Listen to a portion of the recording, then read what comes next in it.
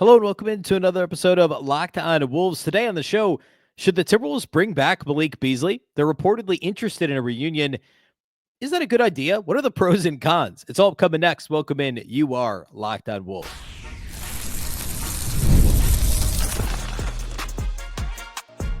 You are Locked On Timberwolves, your daily Minnesota Timberwolves podcast. Part of the Locked On Podcast Network, your team every day.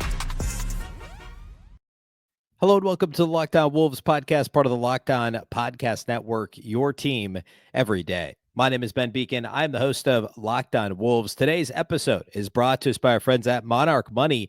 Take control of your finances with Monarch Money. Use the code LOCKEDONNBA at monarchmoney.com for 50% off your first year. Happy Wednesday, everybody. Happy hump day. Hopefully you're having a fantastic week so far. Today on the show, we are talking about a name we haven't talked about in this show in a few years, and that's Malik Beasley. The Timberwolves are reportedly one of, to this point, 4 teams that have apparently checked in with Malik Beasley's agent regarding a potential contract for this year. Of course, we'll talk a bit about what's happened to him this offseason. Is this a good idea? There's a huge list of pros and cons for both the Wolves and from the Beasley side. Like, why may he or may he not choose the Wolves if they're truly interested? How could this all work out? I have some thoughts on this. I think it's a pretty interesting possibility, and I'm pretty torn on it, honestly. And so I'm going to kind of let's talk it out here on the show today. I also want to talk about an ESPN article about the NBA summer forecast continuing series on ESPN.com about potential award winners. So final segment, we'll look at Timberwolves mentions in that voting on ESPN. I always think that's pretty interesting. Yesterday on the show, we did why the Wolves will make a quote major leap, which was kind of spurred on by that ESPN summer forecast series. I intended before the Beasley stuff came out to talk about why they won't make a leap today and the flip side of that argument. I think we'll save that for Friday's show. So today, though, all things Malik Beasley and NBA awards.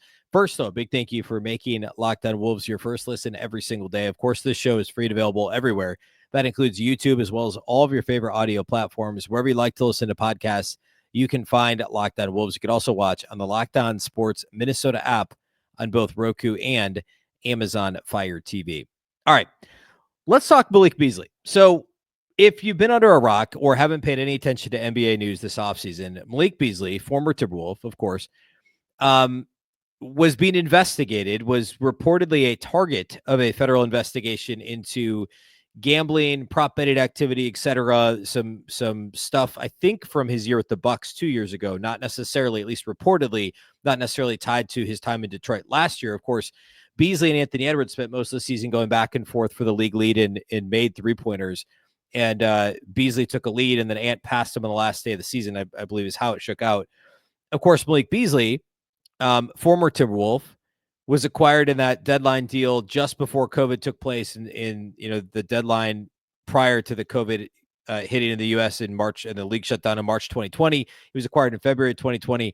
Was with the Wolves then for a couple of years, really increased his stock overall, was part of the Rudy Gobert trade that Tim Conley made just a month or so after he was hired in Minnesota. And then since then has played in LA, Utah, LA, the Bucks, and then Detroit last year. And he's continued to be a really good player. And I was actually higher on him when the Wolves had him than a lot of people were nationally. I just remember some kind of derisive articles being written about him. Like, he scored 20 a game in this COVID shortened season for Minnesota, but like, what is this thing really? Right. And then of course his second year in Minnesota, it wasn't when he played more, I should say when he played more games, not more minutes per game, played less minutes per game. The scoring dropped a bit, but he's been a league above average league shooter for the majority of his career, and now sits at 39% for his career, including over 41% each of the last 2 years.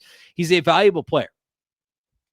However, because of the gambling stuff, he had a big contract reportedly on the table with Detroit, and then of course they pulled that offer, or they pulled what would have been an offer reportedly because of the legal stuff. And now it's been reported that he's no longer the quote target of a federal investigation, but he's still a subject of the probe. The NBA hasn't cleared him. Of course, we've seen the NBA, the Jonte Porter thing's a whole other thing, but not too dissimilar, right? So there are some real question marks about Malik Beasley. Like, if he's signed, Could he potentially be suspended at some point? I mean, I think the answer is very clearly yes. Could there still be some legal jeopardy? Yes. Of course, he's had legal problems before. Remember the pretty serious incident that happened when he was a member of the Timberwolves where he was charged with threats and everything. And that, is now behind him. But Malik tends to find himself in situations. We'll put it that way. All that to say, and you can't completely separate that from the basketball performance and that piece of things. It has to be a factor. However, evaluating it from a purely basketball perspective, I think the idea of adding Malik Beasley, and I should also just kind of say this, it should be clear. The reason, like, Minnesota doesn't have cap space, right? We know this. They have 2 roster spots left. They're likely to only fill 1 so that they can remain not really comfortably, but somewhat comfortably below the second apron.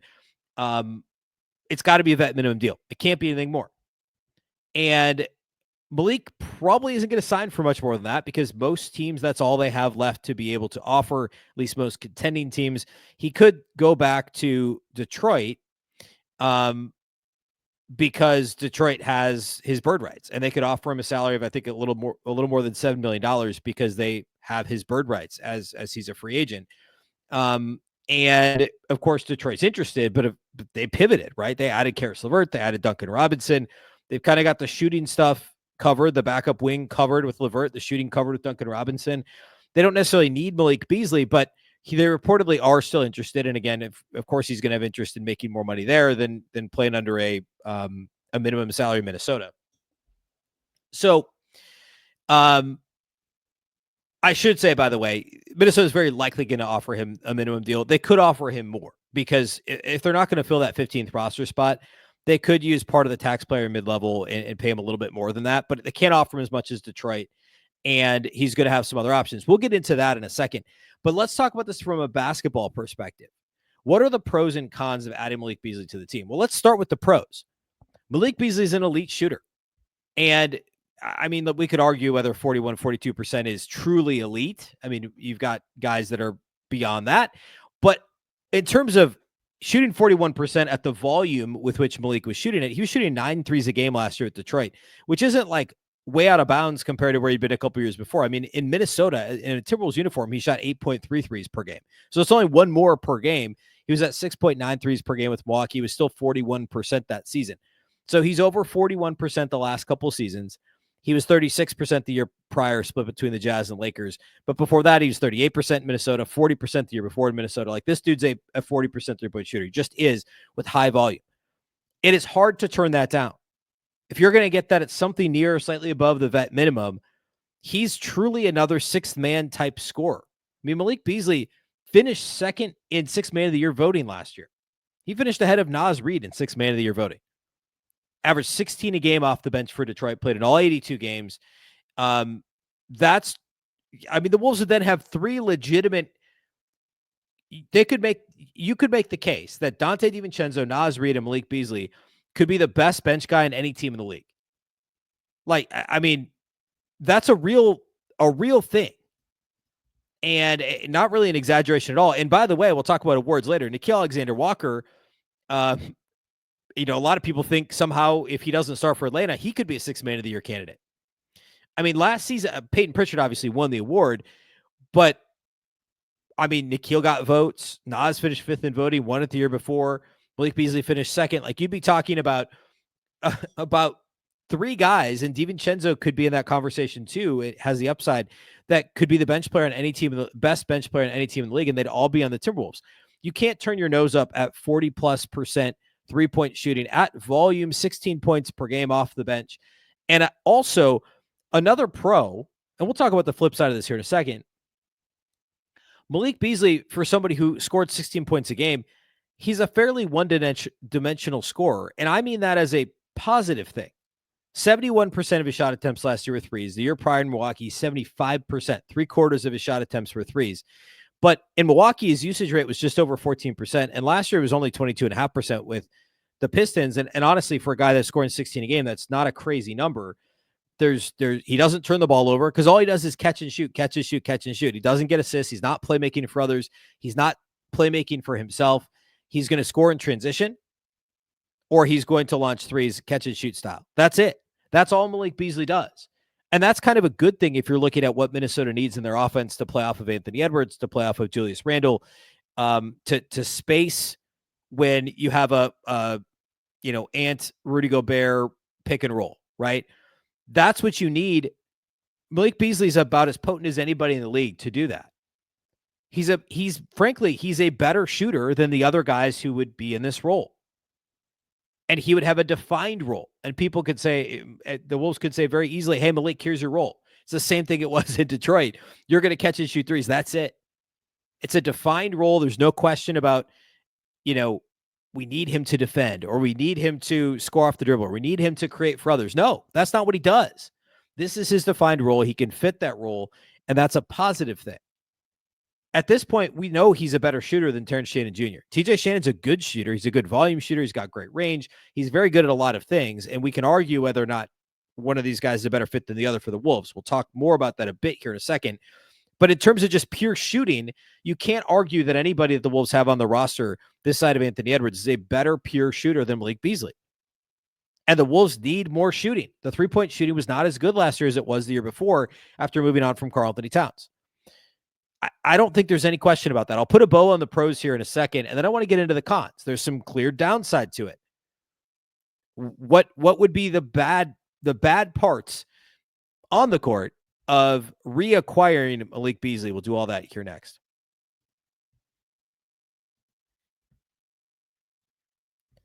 Today's episode of Locked On Wolves is brought to us by our title sponsors at Monarch Money. Most people cannot name all their financial accounts or even what they're worth, whether it's 401ks, properties, or investments. And when you don't have the full picture, you can end up leaving money on the table. And that is why there is Monarch Money. It's an all-in-one personal finance tool that brings your entire financial life together in one clean, easy-to-use interface on your laptop or your phone. Monarch is built for people with busy lives. If you put off organizing your finances, Monarch is for you. Monarch does the heavy lifting for you. You can link all your accounts in minutes, see clear data visuals, get smart categorization of your spending, and finally feel in control of your money without ever touching a spreadsheet. You can identify maybe you're not saving as much as you think you are. Monarch can help you notice wherever you're inefficient when it comes to your investment allocation, or maybe help you discover forgotten 401ks from past jobs. If you've changed jobs, maybe you've got a 401k that's just sitting there. Monarch can help you identify that and get it all figured out. Simply put, don't let financial opportunities slip through the cracks. Use the code LOCKEDONNBA at monarchmoney.com in your browser for half off your first year. That's 50% off your first year at monarchmoney.com with the code LOCKEDONNBA.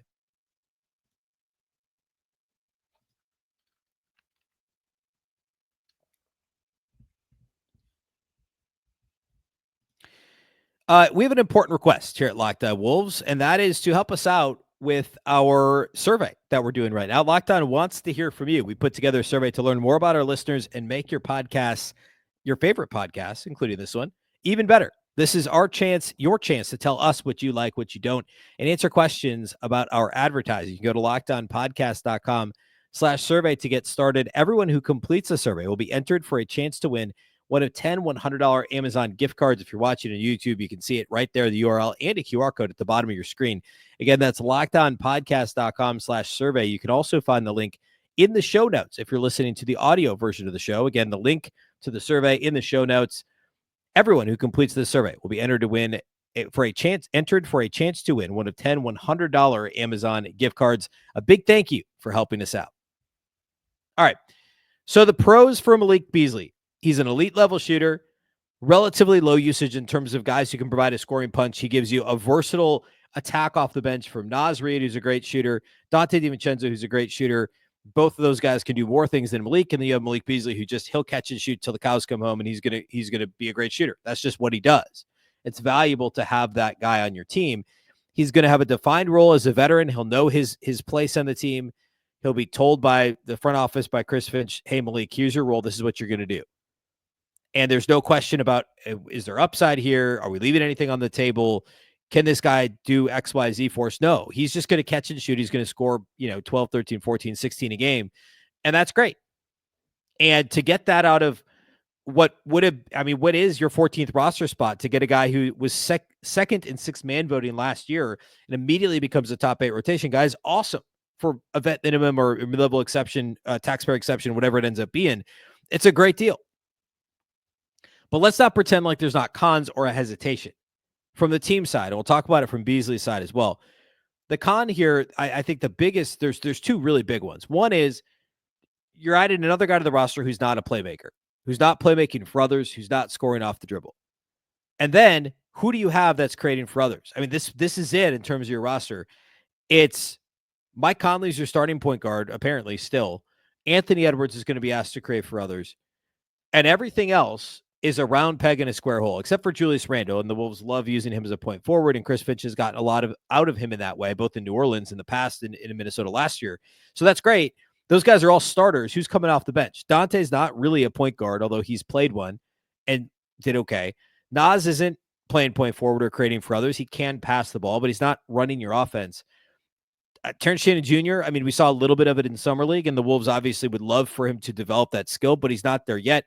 Rob Dillingham is your only other option, which leads me to the next con, which is bringing Malik Beasley in will inevitably stunt the upside / growth, or I guess growth leading to potential upside for both Terrence Shannon Jr. and Rob Dillingham. Now, for TJ Shannon, he's 24, 25, almost 25 years old.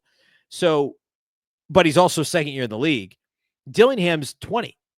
Dude still has a ton of upside. And, well, I understand the Wolves not just handing him a role, a back-to-back conference finals team that's trying to win 55-plus games next year, just handing a role to a 20-year-old and says, all right, Dillingham, you're about to be the successor to Mike Conley, figure it out on the fly. They obviously didn't do that last year. I don't think they're going to do it this year. But if you bring in Malik Beasley, see my last point in the last segment, Malik Beasley is going to have a defined role. He's not going to sign somewhere that says, yeah, you might get minutes, every night, you might not. You're going to be our 10th guy. It just depends on the night, depends on the matchup, depends on if you're hot or not from the floor. Malik Beasley is going to sign because he's given a role. Malik Beasley is going to sign because he's one of the top 8 guys. And who does that leave on the outside looking in?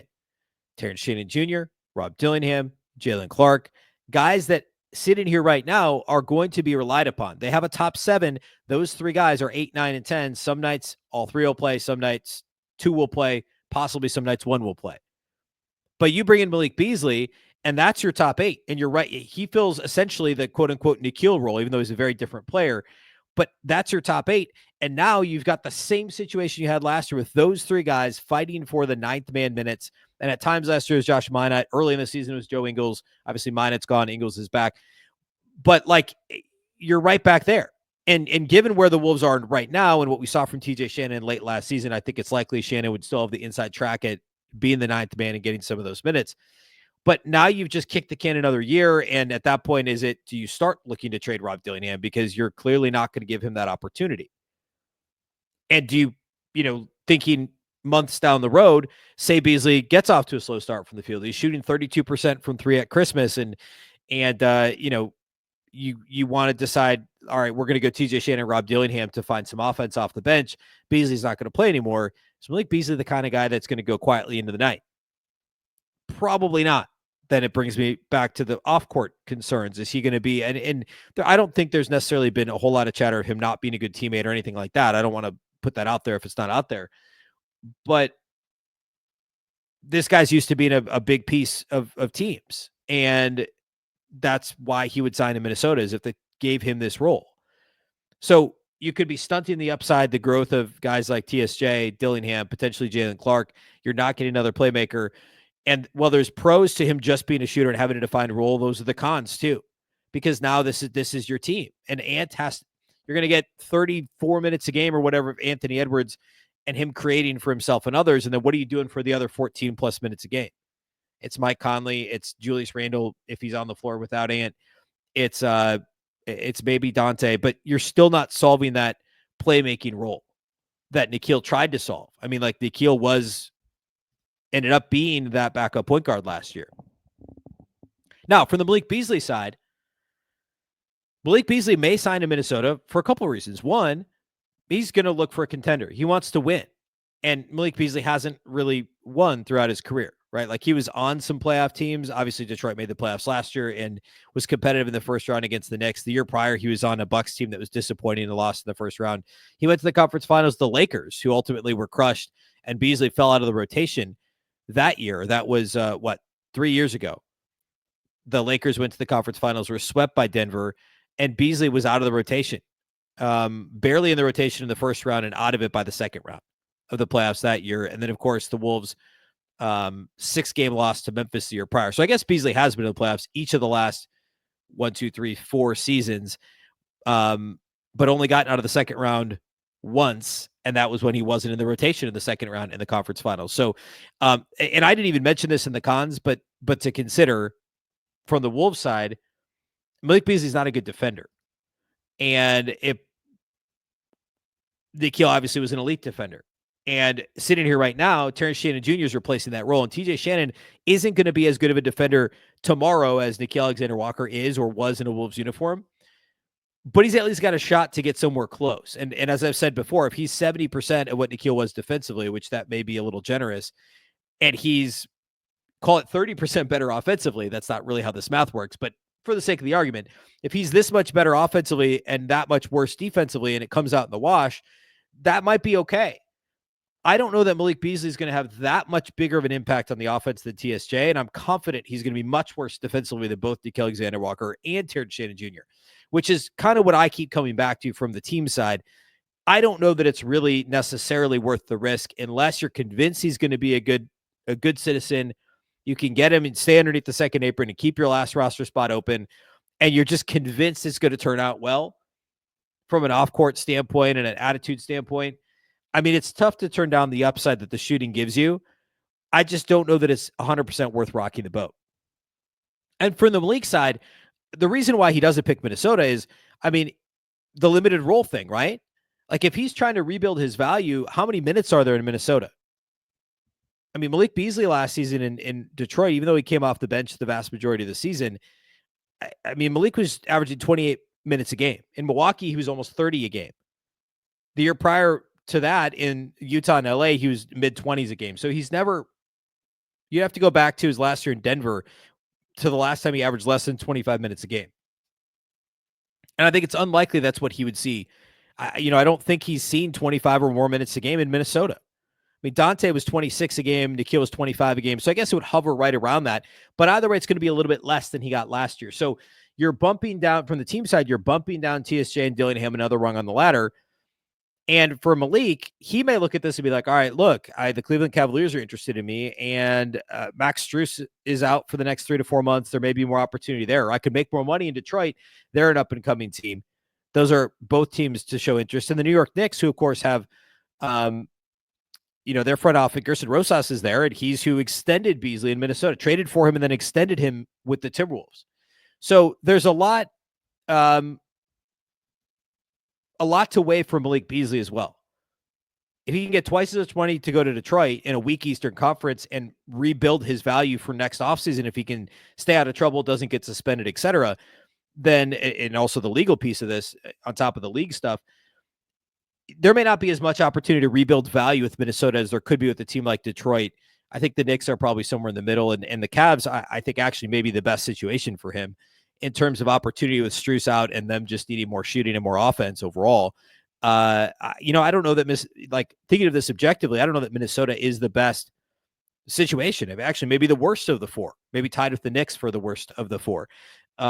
So remains to be seen what happens here. Obviously, I would be a bit dubious if I was Minnesota. I think as much as there would be a lot of buzz about, the Wolves are adding a 41% three-point shooter, average 16 a game last year. They did that last year and they added Dante essentially.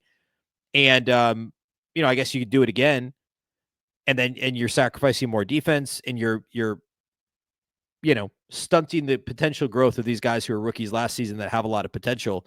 But the name of the game is having a more talented roster, as we've talked about many times before. So I think I would err on the side of not signing Malik Beasley, but I understand it if they do. And I will definitely talk about why it could be a really good thing. I already kind of made the case. I'll get on board with that if they do end up signing Malik Beasley. So that's definitely something to keep an eye on. We'll close today by talking about the summer forecast, the awards forecast over at ESPN. We'll do that here next to close out the show.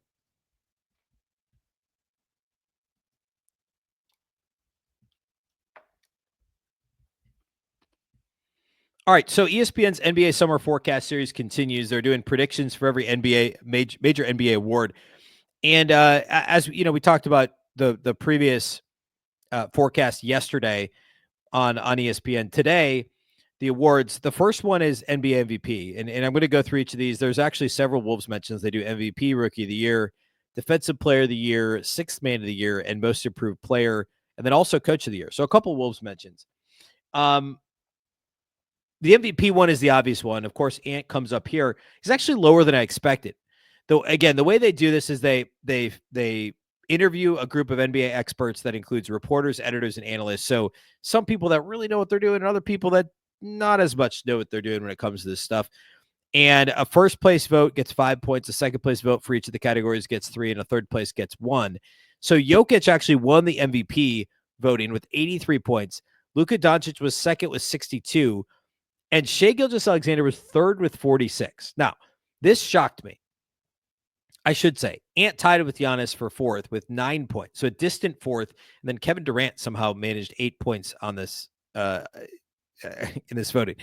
First of all, Kevin Durant is not winning MVP. He's just not. I don't think he finishes in the top 3. I was shocked that Jokic won by 21 points over second place, and that second place was Luka Doncic.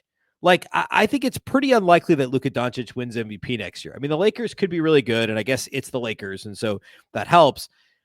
But I don't see a world in which we can sit here right now and say Luka Doncic is more likely to win MVP than Shai Gilgeous-Alexander. I know there's voter fatigue. It's a thing. But then why is Jokic? I mean, Jokic has already won 3 times, and he won back-to-back. He won back-to-back in consecutive, obviously back-to-backs consecutive years in 3 out of 4 years. But somehow he's 1 and Doncic is 2 and SGA is 3. I think that's crazy. I would still say right now, my favorite, I can buy Jokic, but SGA would be a close second for me in terms of if I was predicting right now who wins MVP.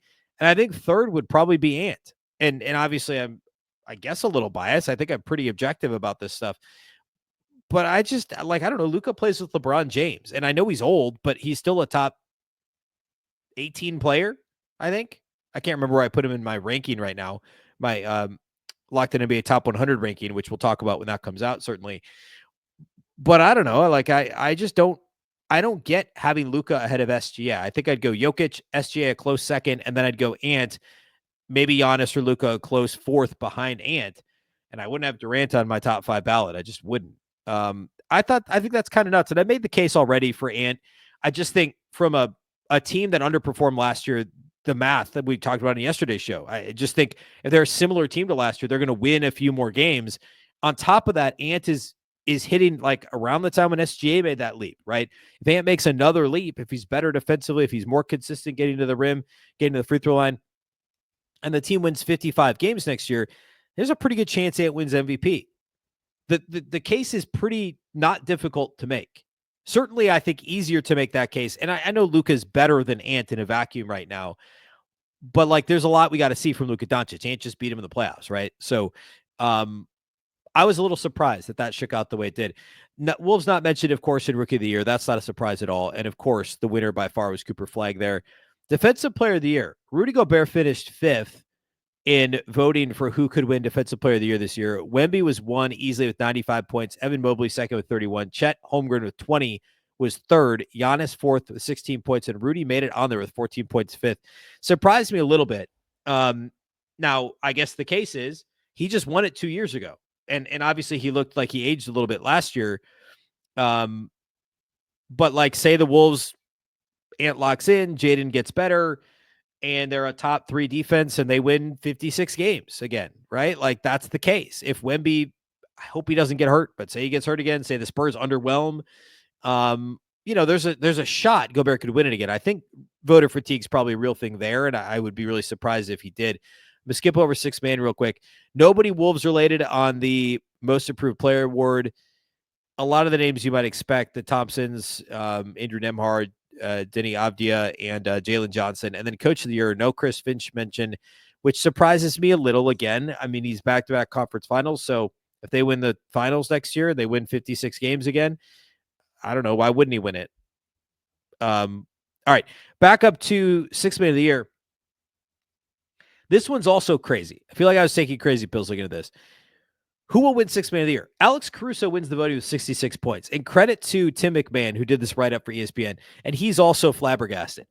He points out that it's been 30 years since the Sixth Man of the Year award winner averaged single digits in points, which is exactly what Alex Caruso did last year. He averaged only 7 points a game last year in the regular season. He only got a third place vote in Sixth Man of the Year balloting and finished 8th behind all the guys I listed earlier, including Nickeil Alexander-Walker.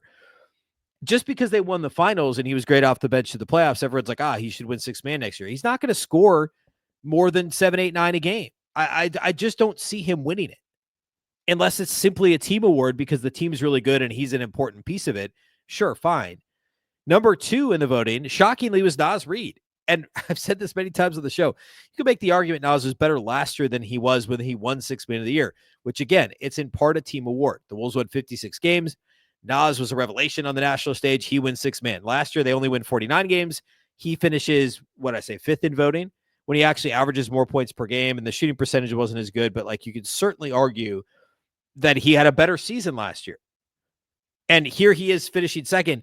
And just as crazy, third on here is Nickeil Alexander-Walker, who McMahon correctly points out could end up starting for the Hawks, which would make it difficult to win Sixth Man of the Year if he starts. Basically, I think it's more than 20 games. Like you're not going to win Sixth Man. Fourth on the list is Peyton Pritchard, who won it last year with the Celtics, and fifth is Ty Jerome with the Grizzlies.